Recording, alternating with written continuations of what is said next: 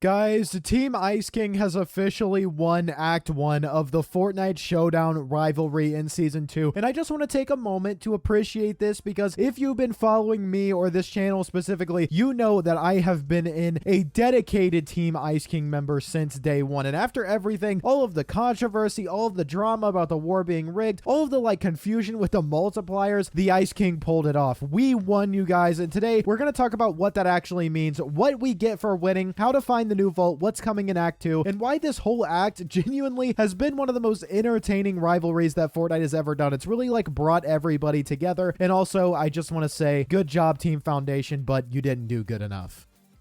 So in case you guys missed it, just a few hours ago, Team Ice King reached the 5th milestone of the Showdown rivalry, which means that the Ice King has officially won Act 1 because they got there just barely before Team Foundation. The Ice King's vault key is now available in Fortnite, and Team Foundation, I believe, is still a few million points away from unlocking their equivalent reward, which is the vault inside of the new sanctuary. The Ice King has officially won this act, full stop. It was very, very close, but we have won, and what makes this so satisfying for me and a lot of people who are on Team Ice King is the context around it. There was so much controversy throughout Act 1 about the war being rigged in favor of the Foundation. You know, the multiplier system kind of confused everyone. The timing of when the multipliers dropped was really suspicious at the beginning as well. And at multiple points throughout the act, it looked like Epic was really manipulating things to keep it close. And to be honest with you guys, I really do think that they were keeping this close, deliberately, so that there wasn't one that was way ahead of the other. Because if you remember, the Ice King was so far ahead at certain points, especially towards the beginning of the season, that if things had stayed the way, the Ice King would have won his vault key way earlier, and the Foundation would have barely made it to the second last unlock before we officially won. So I do think that Epic nudged things to keep the race kind of competitive. This has honestly been really, really funny, but in terms of the Ice King's vault, let's talk about what you actually get from this and how to find it, because this is something a lot of you guys are going to want to do right now, of course, and it also is a little bit confusing. So the Ice King's vault key spawns around the broken castle ruins at Frigid Fortress. Once you find it, you just need to bring it to the entrance bridge. When you hold it out in your inventory, it'll show you where it is. There'll be a little lock icon on your map. Now, once you scan in with the key card, of course, it's going to go away from your inventory. When I picked it up, for some reason, it dropped 3 of them. I was able to, there were multiple of them. I don't know why that is. It's probably just a glitch or something like that. But once you get inside, you're going to get rare chests, multiple of them, rare ammo boxes, and 100 health and shield worth of slurp, which I think is really good loot, honestly.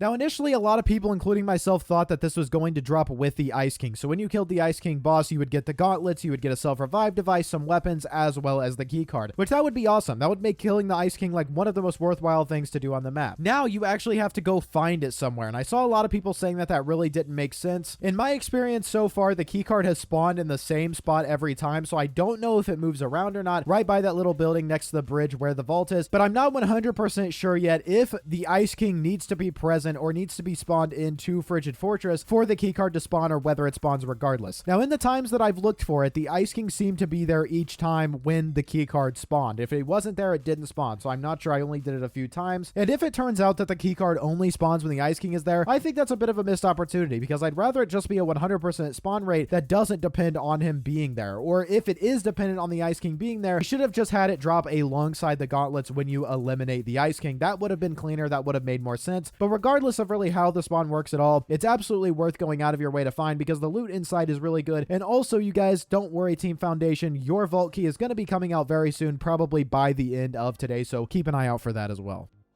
Now, guys, I remember at the beginning of this season, I made a video talking about how Fortnite was officially rigging Fortnite Season 2. And at the time, that was a really big controversy. Of course, that's kind of, calmed down now, but I really want to talk about it because it was super entertaining. And I can't believe that the Ice King actually won. I thought the Foundation was eventually going to win. From basically the beginning, people were convinced the whole thing was rigged. It was rigged in favor of the Foundation. Of course, the multiplier system, they were getting dropped, who got them, how they were decided. All of it created this constant sense that Epic was rigging it for the Foundation, along with his contract and everything else. They also used March Madness results to decide who got multipliers at one point, which just added to the confusion and the frustration overall. A lot of people were genuinely upset about this, which I thought was a little bit silly. It's supposed to be fun, but of course I made a video on it. There were tweets that were going actually viral talking about it as well. And through all of that noise, of course, you guys, Team Ice King just kept their head down and they kept grinding. And now we are here as the winners of Act 1. And I think the irony of it is kind of hilarious. The main controversy controversy was that it was rigged for Foundation, and then the Ice King just ends up winning anyways. Even if Epic was like manipulating the numbers to keep it close, the Ice King still came out on top, and I just think that's really satisfying overall. I know I'm kind of going in circles here, but I'm very proud of Team Ice King. I'm a very passionate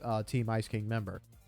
But if you want a bit of a deeper breakdown on the rivalry and who I think could actually win the overall war that's going on, make sure to go check out my earlier videos from the beginning of this season. I will link that at the end or here. Now, in terms of the Ice King winning the rivalry, what does that mean for the lore? I have a lot of lore fans, storyline fans out there. You're probably wondering that. We're not really entirely sure yet. You know, the overarching rivalry between Ice King and Foundation is still going to be very much ongoing. This was Act 1. The bigger war between these two factions is probably going to continue, and the June 6th possible finale that we're going to see at the end of the season is still a long way away. So while this is definitely a big milestone and a complete win, it's not the end of anything at all. A lot of people think that, you know, the Ice King officially won everything, so that part is over. It's more like winning a battle rather than the war. There's still a lot of time to go. Now, whether this directly is going to affect the lore in any meaningful way, we'll have to wait and see. Epic might acknowledge it in the story, or it might just be a gameplay milestone thing that really doesn't change where the narrative actually goes. But I do think it's interesting to think about what it could mean if Epic does lean into it lore-wise. I don't think that's going to happen because they plan these things very far in advance. And if they plan for, you know, the Foundation to win or the Ice King to win and they don't, that could just mess up a lot of stuff. So like I've said in previous videos, I wouldn't be surprised if neither the Ice King or the Foundation wins. It ends up being, you know, the Dark Voyager, the Last Reality, or something like that.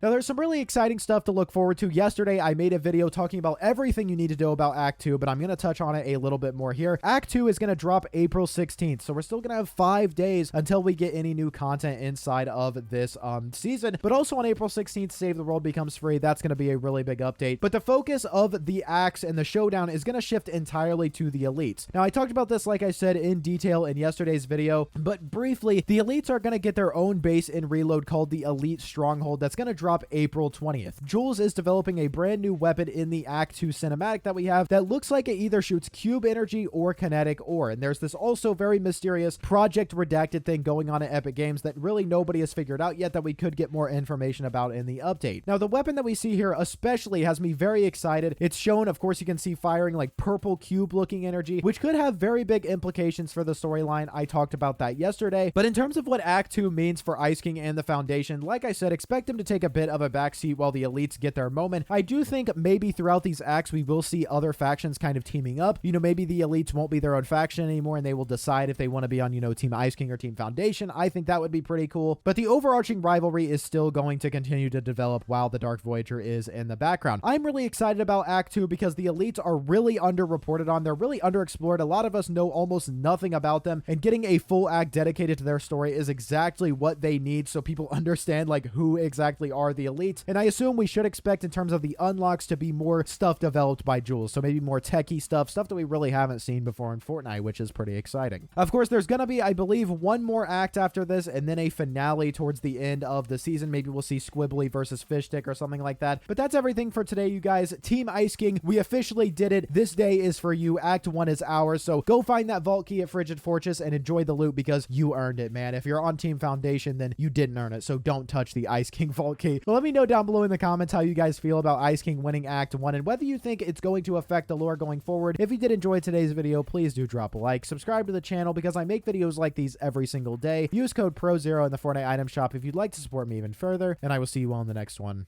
Peace.